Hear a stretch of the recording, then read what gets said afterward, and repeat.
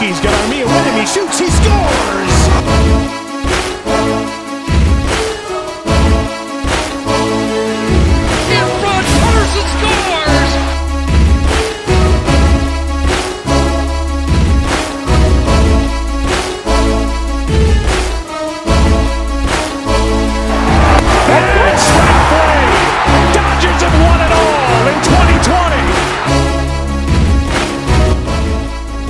Everybody, welcome back to episode 3 of the Pucks and Pine Tar podcast. I'm Blake Frage alongside my co-host Seth Hagen. Seth, it's been about 2.5 weeks since we recorded a podcast. I was down in Minot calling the ECHA Women's Division I National Championships, and that was quite the experience. Called 12 games in 5 days. So now I'm back in Canada. I'm in quarantine, and here we are doing a podcast again. I got to ask you, how did it feel to be in America in a sporting event with crowds and people? How did it feel, bud? Yeah, it was good. I went to an NHL game, the Toros. My old squad. I think they play. Who did they play? They played the Austin Bruins. Austin won that game 4-1 that I was there. But it was good. It was packed. Everybody's just not wearing masks. It was nice. It was nice to go out and enjoy a hockey game and not worry about social distancing and not worrying about all this. It's absolutely crazy. 2 hours south of where I live. That's the way it is. And up here, it's like I'm getting called every day while I'm in quarantine. Make sure I'm still quarantining. I got to do. I've had 4 COVID tests the last two weeks. Like it's nuts. Like it's crazy how strict it is up here. But enough of the COVID talk. Let's talk some Padres and Dodgers. I know you didn't get a chance to watch that Sunday night baseball game last night, but man, if you happen to catch that game, even in the 7th inning, the Padres are down 7-1, and I saw a stat entering tonight. Teams trailing 6 or more runs in the 7th inning or later, how many losses would you think they would have? All of them. No. 13,000 losses. No. 13,000 losses, 100 wins. The Padres overcame that deficit last night in a wild extra inning, 8-7 win, 11 inning. It just had a little bit of everything. I mean, the Padres are a flashy team. Obviously, the Dodgers are kind of that big brother. The Padres kind of that little brother. But, hey, the little brother's come and punching back. Yeah, great thing about being out here in the West Coast is these games are on at a decent time for me. So I didn't watch last night, but I've been watching this whole series, and it's been the craziest playoff atmosphere you can ask for April. These games feel like they're playing in a different league than anyone else. I saw a tweet, and I can't remember who it was. I'm not stealing it. They said that they're going to start a petition to ask Rob Manfred to just make those two teams able to play each other in the World Series. I saw that too. Yeah, no, they played 7 games. The Padres have won 4 of 7, and they just took 3 of 4 on the road in LA too. So this has the feel like if these two teams meet in the playoffs, it is going to be absolutely crazy. There's other teams in the league, and we get it, but this rivalry, this division is on point. It's amazing. There are a few things, you got to look at guys like Tatis. He got hurt, right? For some reason, shoulder on that weird swing a week or 2 ago, and he came back and he's hitting home runs, and he's talking smack to Trevor Bauer, and that was awesome. But he's also not to put water on it. He's got a lot more errors this season already. Yeah, he's got 9 errors. He leads the MLB. So that's kind of should be sitting in the back of your mind. When the games do matter more, in September, come time for playoff, 9 errors right now. I mean, an error can change a game. Right now, it's early in the season. So just keep it as a Padres fan, be excited, oh man, but there's other things kind of boiling around the surface there that you don't want to see. But you got to love him coming back from that injury that they thought was going to be out longer, hitting home runs, talking, a little smack to Bauer. Bauer today, he came out and he said he's all for it. He was always like, you bet, go ahead, talk your trash. That's what I want. That's why we love Trevor Bauer and hate Trevor Bauer. But it seems like this is the baseball rivalry of the time right now, and I am all for it. Yeah. Tatis, 5 homers the last 3 games. Did you see his dad on the same day? His dad, for when he's playing for the Red Sox, hit two grand slams in 1 inning. And on the same day, Tatis hit 2 homers in LA, same as his dad. Like that sport is so crazy that way. Like only in baseball, man. The same day, same stadium, same team. Like it was crazy. But did you see Tatis is allegedly sign stealing? Did you see that? Yeah, what's your thoughts on that? He was not banging a trash can, and he wasn't using a video monitor. So, like, I don't know. If the guy's standing on second, in my opinion, it's part of the game. If the guys can look over his shoulder like Tatis was doing, it's all within the field of play, and they're not adding, extra like a buzzer like they say that Altuve had. They're not. That is all whatever to me. If it's all on the field and there's no technology involved, screw it, man. Do better as a catcher. Do better.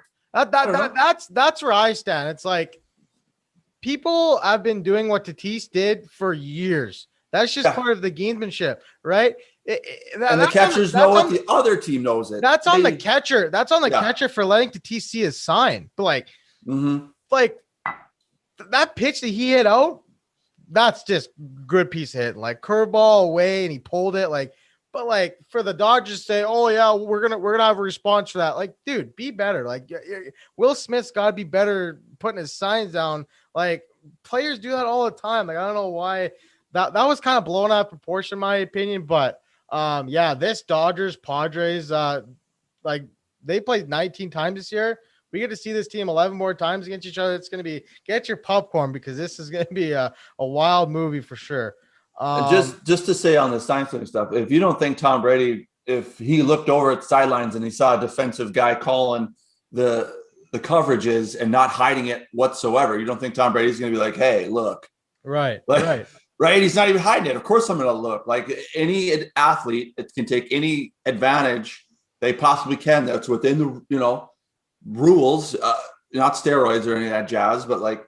If they see it, they're going to do it because they're high quality athletes that want to win. Tatis wants to win. He wants to hit a home run.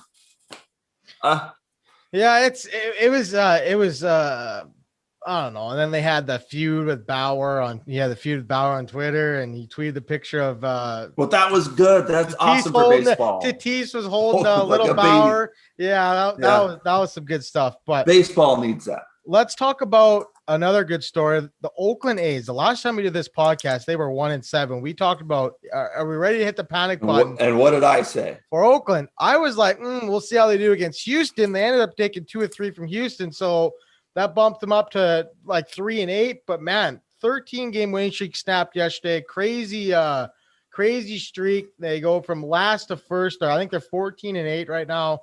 What a ride for the Oakland A's. And it's not like one person doing it. It's like everybody chipping in for the Oakland A's, and they're just getting it done. I mean, they won a 13-12 game in extra innings against the Twins. They won a 1-0 game in 9 innings. Like they have won in so many different ways in the streak. And for an Oakland A's team that's not really financially gifted as the other teams like the Dodgers or the Yankees, they always find a way. And I mean they start off 1-7. I kind of ripped them a little bit on our last pod, but I'm happy for the Oakland A's. Yeah, and they're doing it like you said without guys like Chapman leading in any division. Chapman's still struggling, but you guys got Matt Olson, 6 home runs, batting .319. Jed Lowry's leading them in RBIs 17. Yesterday, even though it was a loss, Luzardo pitched good enough. He went the deepest he's went in any of his starts so far. He almost went a full 7, which in this day and age, going 7 is, I think, it went 6 2/3. He lost, but he pitched well. So they're doing it with guys that like aren't their ones that everyone knows. Matt Chapman's their third base. He's their guy. He's not doing it this year. And if you look ahead at who they're playing, no offense, but they got the Blue Jays coming up. They got the Rays and they got the Orioles again. So it's not like I see them going on a big losing streak now, right? I think that they are going to come out of this month and go into May still hot. I really do. You mentioned Jed Lowry, and I want to talk about this guy for a second because it is crazy what he does when he's on the Oakland A's, right? You talk about let's go to also he's 37. He's 37 years old. Let's go. Just so everyone knows, Jed Lowry is older than me. That's crazy. Right. But like 2013, obviously like 8 years ago, right? 75 RBI. Mm-hmm. He comes 2017, 69 RBI, 2018, 99 RBI, 23 homers, right? He goes to the Mets, plays 9 games, okay? Went 0 for 7, okay? He takes a year off, okay? Goes back to Oakland, and now he's hitting 293 with 17 RBI and 3 home runs. Like, whenever this guy's in Oakland uniform, he just seems to thrive. Yeah, he's the Energizer Bunny in Oakland.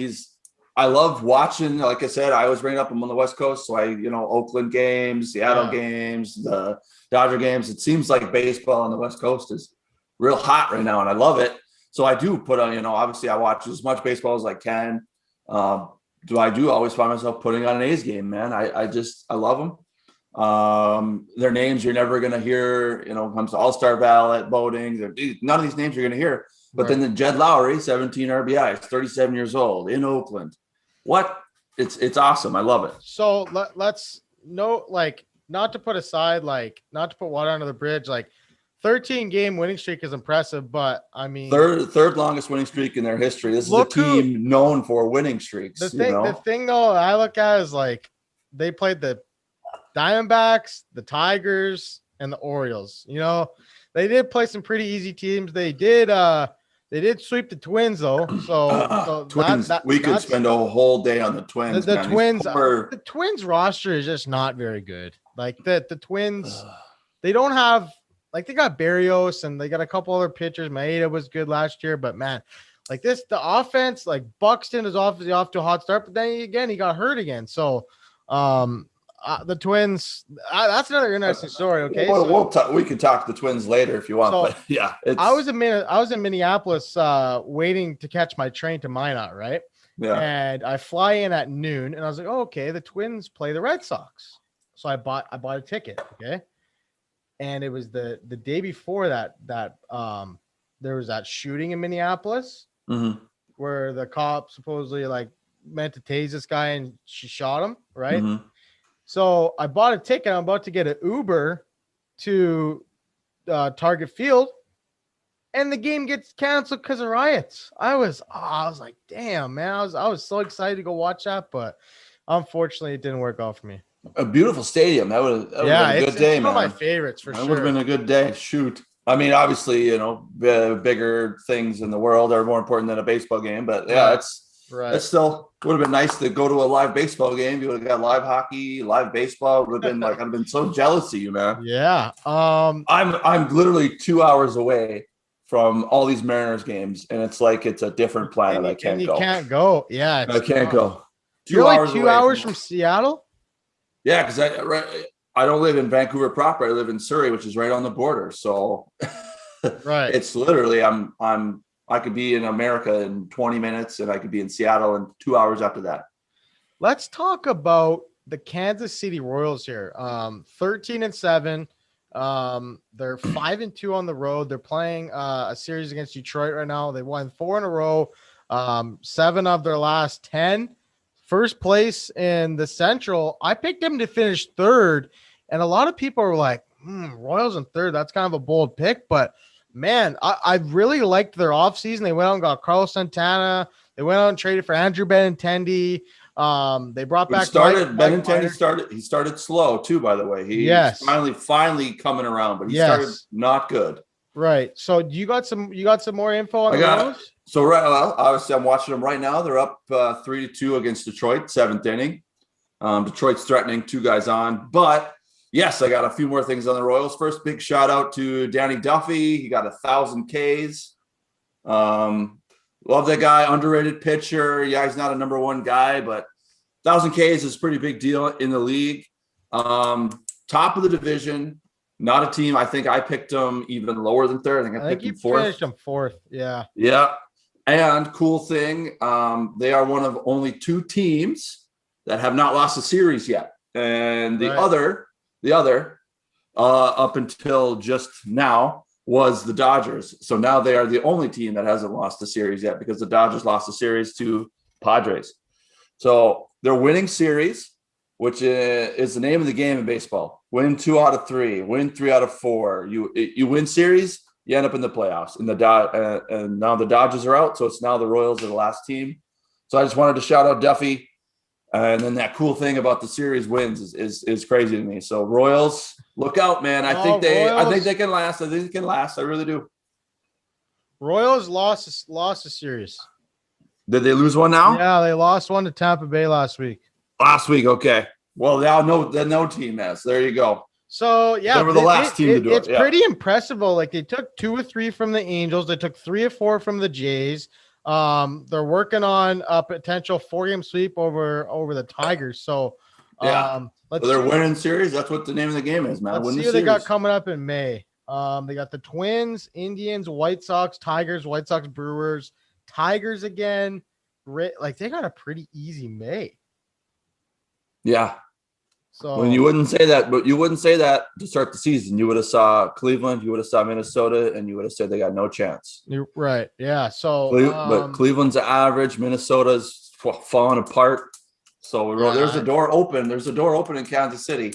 It really is. Another team that's off to a good start is the Seattle Mariners. They've won 6 of their last 10. I think they're 13-9, second in the West. That's another team that, you're kind of surprised to see them in that spot, but they have a promising future. I've always liked the Padres kids, their outfield. They got Trammell, Lewis. They just got Kyle Lewis back from the IL. What is that? Coming back. What is that other guy's name? Mitch. Are you talking Mitch Haniger? Oh, the young kid. What is his name? He's down in the minors right now. I forget. What is his name?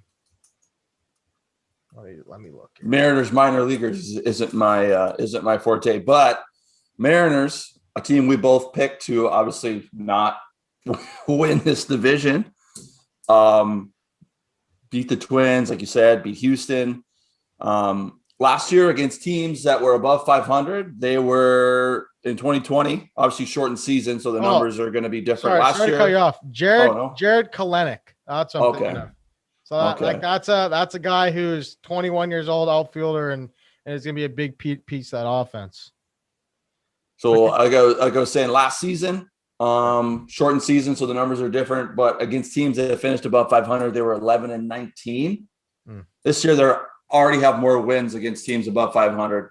Already, they're already over 11. They're outscoring opponents like crazy. The numbers are nuts. Like I brought up Mitch Haniger.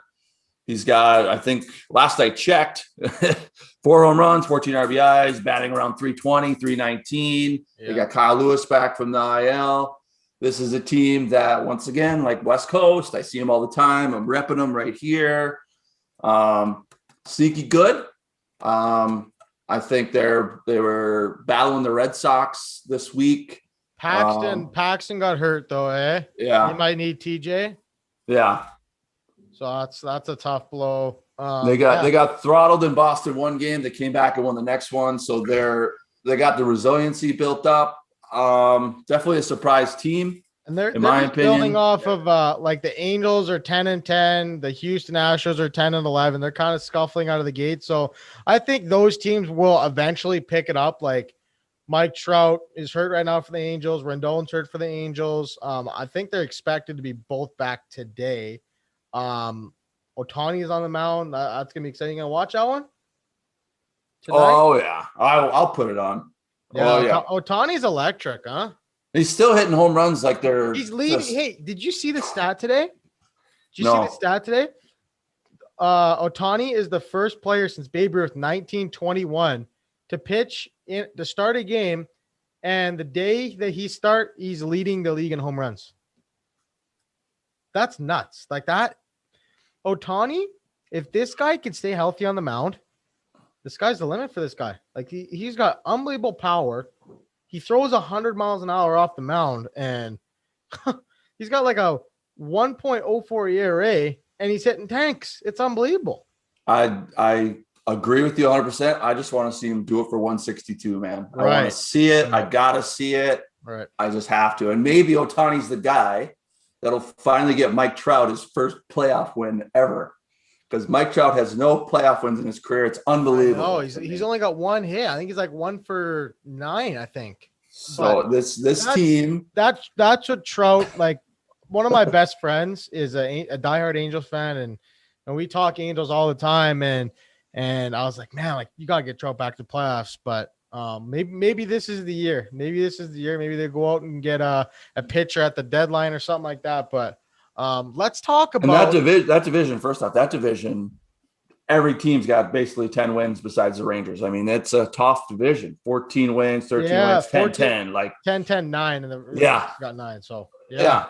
Texas isn't as bad as we thought. So that division's a fun one. Actually, it's starting, we can talk Dodgers Padres all the time, but this division's a fun one too, man. Let's talk about the New York Yankees here. And as a Jays fan, I am loving every second of this. I'm sure you are. Well, they are 9-12.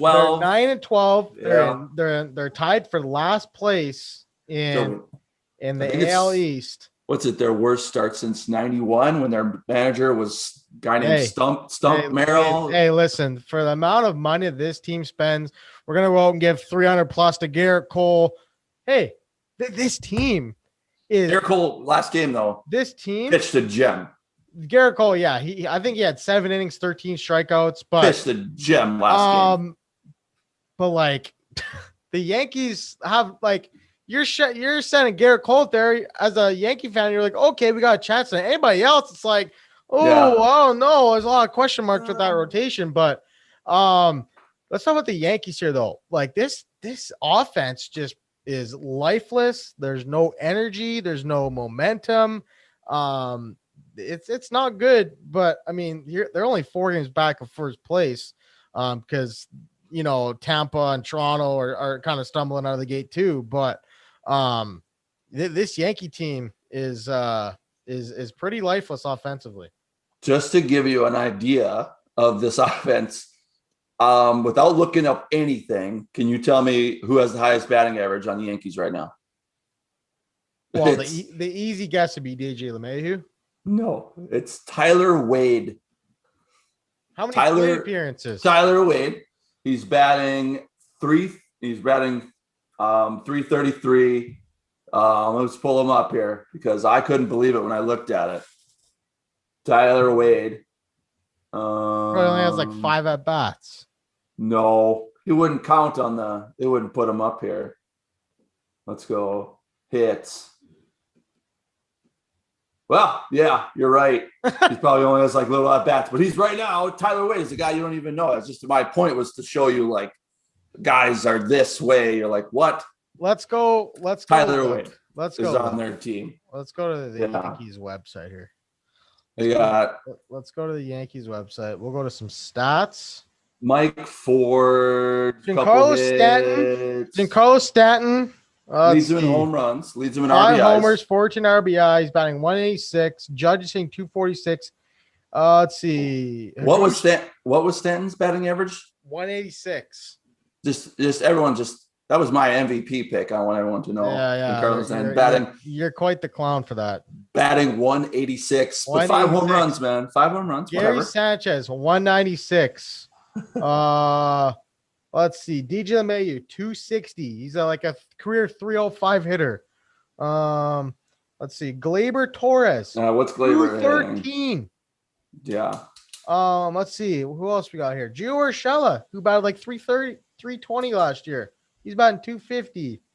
Odor, that's your guy. I hate that guy. I can't stand Odor either, but he looks without a beard. I couldn't pick him out of a lineup now. I know. I look. that beard. It's crazy. Let's go to the pitching stats here. So Garrett Cole has a 1.71 ERA, 31 innings pitched, 50 strikeouts. But like Montgomery, 4.5. Herman, 6.2. Corey Kluber, 5.4. Let's see. Jameson Tyon, 6.2. What's Like their bullpen? Who's their even bullpen has been pretty good. Jonathan Lagosia, I think how you say it, 1.3. he's only got one save is all he's got. Lutke's got a 5 ERA. Sessa's got a .77 in 11 innings. That's pretty good. Darren O'Day, 1.29.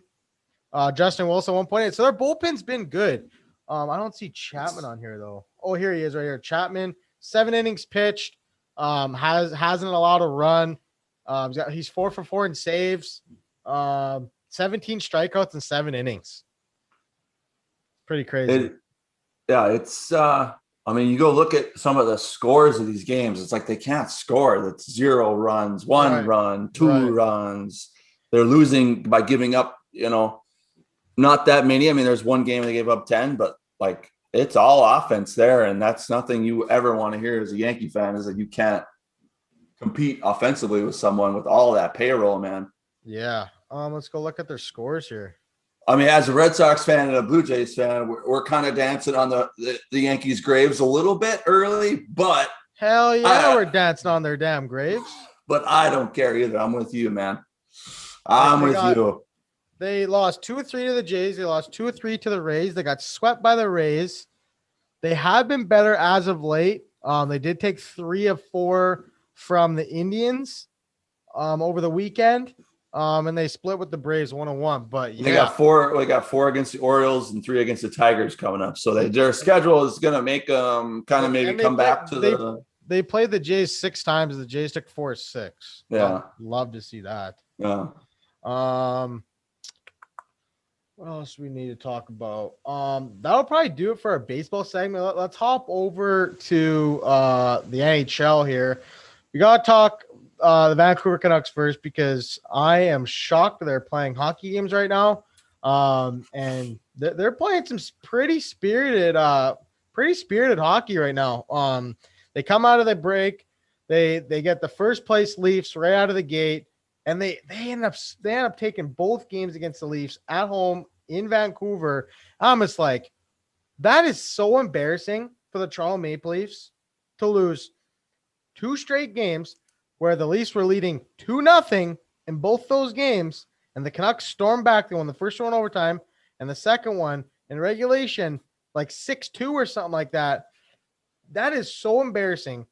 You cannot lose twice to a team that has not played in over a month. That is beyond. That is more embarrassing than losing to emergency goaltender. And I was just going to bring up, and they didn't lose even to the team's number 1 goaltender. They lost to old man Holtby. That like all of a sudden this guy is good. Where has he been all year? And he's going to have to be good, because I guess Demko this morning just kind of went upper body injury day to day. They don't know how long he's out. So he's going to have to keep, obviously, what are their playoff rates? You said 20% to make the playoffs? 20%. Okay. I'm just going to bring up NHL.com here. I think they are 8 back of the slumping Montreal Canadiens. Right? How many games in hand? They got 5 games in hand on Montreal, 6 games in hand on Calgary. And all of a sudden, they come out and take 3 of 4 coming out of the break. Now they go on the road for 4. They got 2 in Ottawa and 2 in Toronto. If they end up taking another 3 or 4 on this trip, you have to seriously consider the Canucks as a potential playoff team. And then how many games do they have? I know they're done with Montreal, right? They don't play Montreal anymore head to head. I'm going to bring up. They got Calgary they got Calgary head to head still, right? So let me see. Okay, so they are 4 back of Calgary with 6 in hand for 5th, and then how many games left against Calgary? I'm gonna pull their stuff up right now. Okay. Schedule. Okay. While he's pulling that up, just to kind of talk more about the Demko injury, they did send their goalie, their backup. They should have done that months ago. Yeah, they sent their goalie DiPietro back to Utica to get him some time. He was on the taxi squad basically all season. Right. The only good thing, as a Canucks fan, the only good thing about him being up here on the taxi squad is he get to work with Ian Clark One of the best in goalie practice. coaches. Right. He gets to work with him in practice, every day, which, I mean, if you're not getting live game action, the next best thing is to work with a goalie coach like Ian Clark. So I think they finally just said, oh, we'll send him to Utica, and then bam, Demko gets this Okay. upper body thing. And so timing for the Canucks has never been great. That last offseason, that was kind of a big deal with the Benning and the timing and not reaching out to players.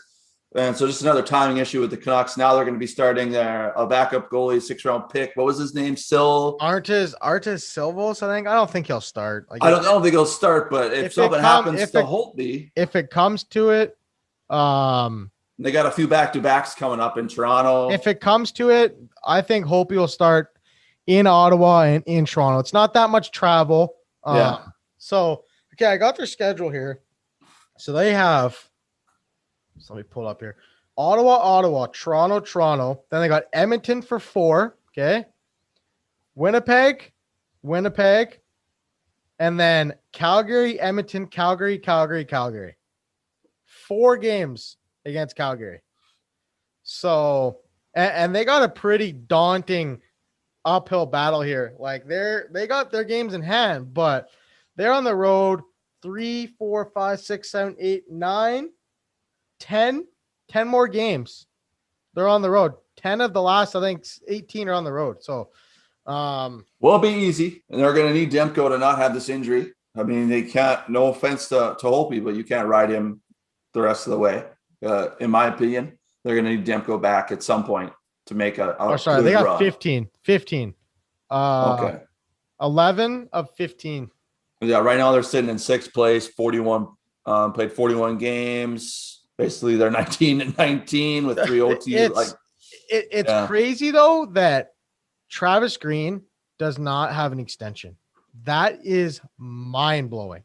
The way that this coach, Travis Green, has got his players to buy in when the whole team is went through a respiratory illness. Like it's crazy that they're having this much success early, especially against the Leafs. The job that, I mean, he's not going to win, coach of the year or anything. If Travis Green gets the Canucks into a playoff spot, he might be a candidate.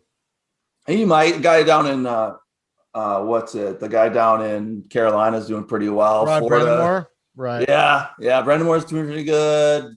My boy Quenville in Florida. I mean, come on, he's got the Panthers pretty high up, second place in that Central Division. So there's some other coaches out there, but Travis Green, to do what he does in Vancouver with the market being what it is, which is a crazy market.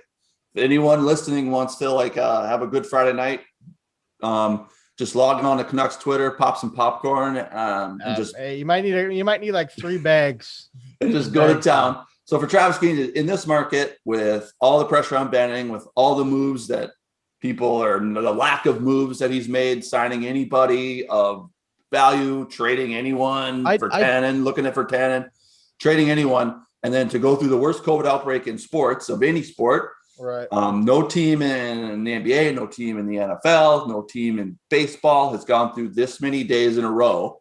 I'm not basically, playing. And you add in the week off they had before that, they basically went 27 days without playing a hockey game, and to come back and beat the Toronto Maple Leafs 2 times in a row. Yes, the players are part of it. Yes, it's a big team effort, but Travis Green has to be the ones leading that ship.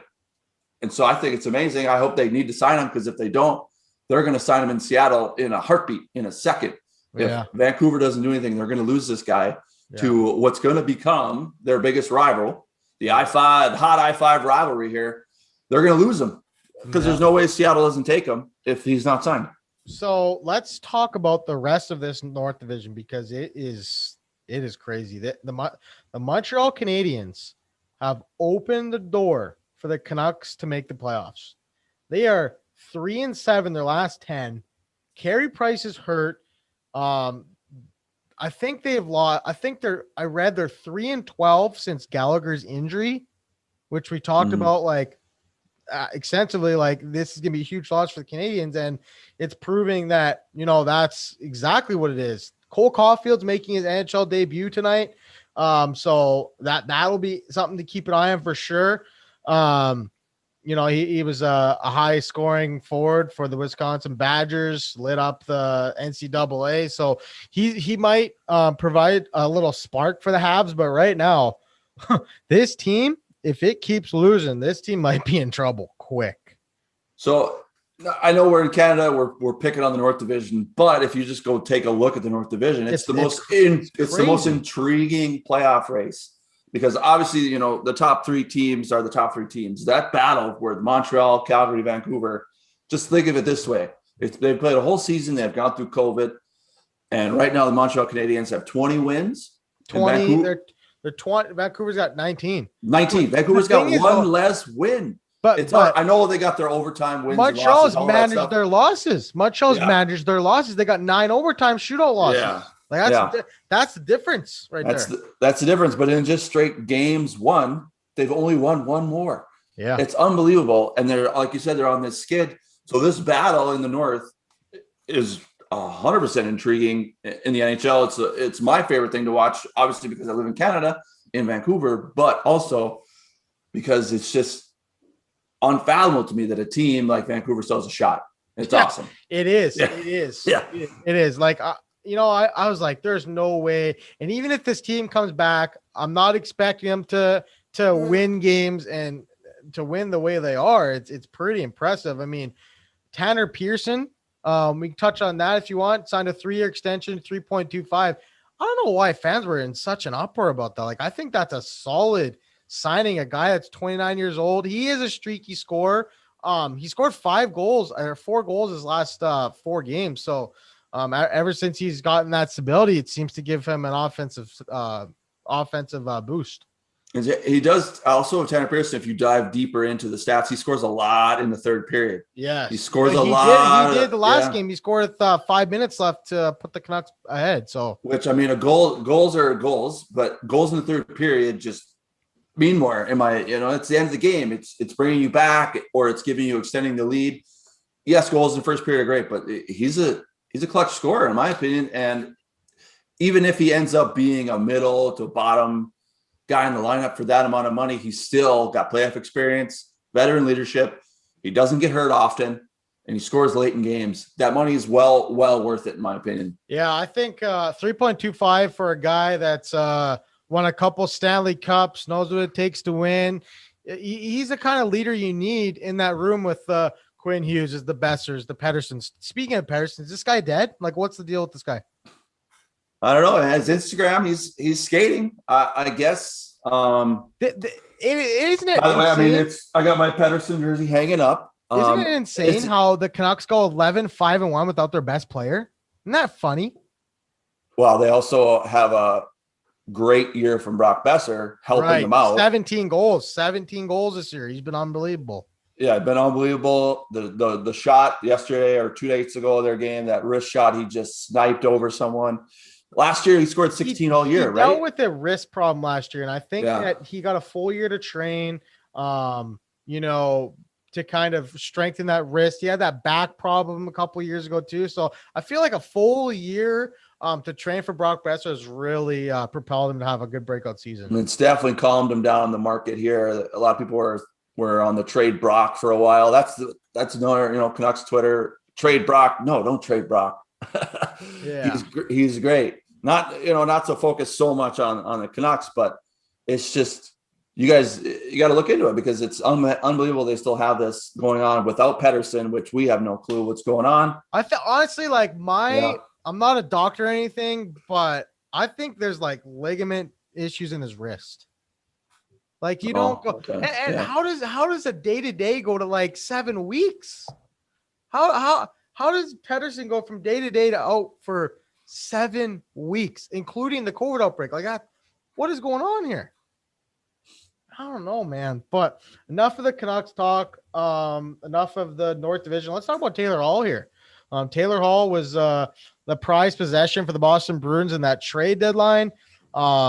Let's just bring up his stats here in Buffalo. 37 games played, 2 goals, 17 assists, 19 points, 8 games against Boston, 3 goals, 3 assists, 6 points. So he's producing for Boston, and for what Boston gave up, that was a joke in itself. They gave up Bjork and like a second round pick for half retained of Taylor Hall. Like that's such a steal for Boston.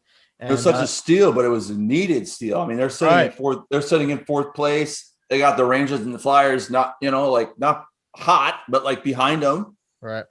Like they're definitely needed a shot in the arm. Taylor Hall needed a shot in the. I'm just gonna say, needed a shot in the ass to get him out of Buffalo. Yeah. And like you said, 8 games, 3 goals, 3 assists. And how many goals did he have in Buffalo all season? 2. I don't get Taylor Hall. I don't know why he went to Buffalo. I don't know. I'll tell you why he went to Buffalo. Buffalo gave him $8 million. That's why he went to Buffalo. I know, but you can get your money in the NHL if you're playing in playoff games. You're going to Buffalo. You're not going to play in playoff games.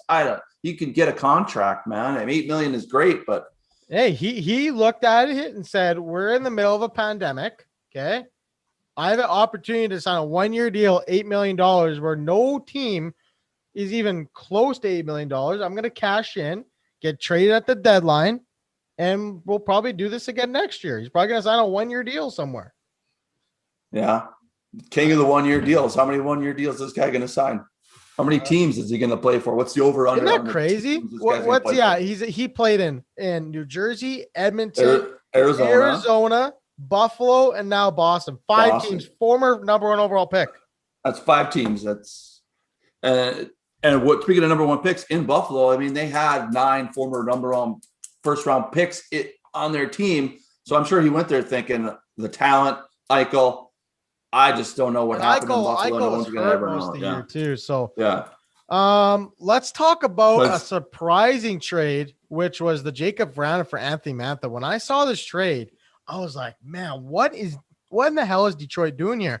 But then I saw they got those picks. The I think it was the first round pick or second round pick, third round pick, something like that. But the fact that Stevie Y, people need to quit answering the phone, and when Detroit calls, they just need to stop answering their phone. Man, like Vrana, he's been good to start his Detroit Red Wings career. He got a hat trick in his second game, 4 goals, 2 assists, 6 points in 6 games. Pardon me, he's got 5 goals, 1 assist in 6 games. Mantha's got 4 goals, 2 assists in 6 games. So this trade is working out for both teams. And I kind of you don't often blockbuster. Yeah, you don't often see a trade absolutely work out perfectly that soon, that quick for both teams, where everyone goes away happy. Yes, Detroit got a few more, extras on the back end with the picks. So, but I mean, they're going to take all those goals, 6 points, 4 goals for Mantha. Like you said, 2 assists, 6 points. They're both going to take what they get. Right. Detroit, obviously not a contender team this year, but you're going to have to start looking at Detroit the next 2 years. Yeah. And saying, look out. I mean, did you see that game against the Dallas Stars? They were getting outshot in the third period. Oh yeah. And they were 47-5. Yeah. And they were up 1-0. And they're up 1-0. Dallas ended up winning that one in overtime. Yeah. What a crazy game that was. And shout out to my boy, favorite player in the NHL, Troy Stetcher for Detroit. One day he had 2 goals in the game. That's Troy from Richmond up here. Love my Stetcher. I know you miss him in Vancouver, but this team, I think in the next 2 years, they're going to be someone to look out for. Yeah, definitely. You got anything to add? It's still 3-2 at the top of the 9th here. Kansas City looks like they're going to get another win. Not much. I don't have anything else really to add. Look out, Giants. They're better than I thought this year they were going to be. Yep. In San Francisco, they can't hit. They're a bad hitting team, but they can pitch with anybody. Mad Bum, former Giant, gets an unofficial 7-game no-hitter. I don't know if MLB is going to make that official. Did you see what he said in his interview? He thanked Rob Manfred for the 7-inning games. Yeah. He goes, I'd just like to thank Rob Manfred for 7-inning games. I'm not a big Mad Bum fan. He's too much of a hothead for me. But when he was in San Francisco, I mean, the guy acted like he was the police of Major League Baseball. Right. Wasn't a big fan of him, but guy could pitch. So what can I say? That'll do it for episode 3. We're gonna get back to our one a week, recording Monday, releasing Tuesday episodes for all you listeners out there. And don't forget to subscribe to us on our YouTube channel. You can watch us, you can listen to us. We're on Spotify and iTunes if you want to subscribe to us on there. And we appreciate you guys for listening. Oh, and one more thing, shout out San Diego finally getting a no-hitter.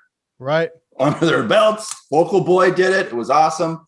That's their first no-hitter as a franchise. Unbelievable. And then the White Sox went out the week after and they threw another no-hitter for like their 27th or whatever.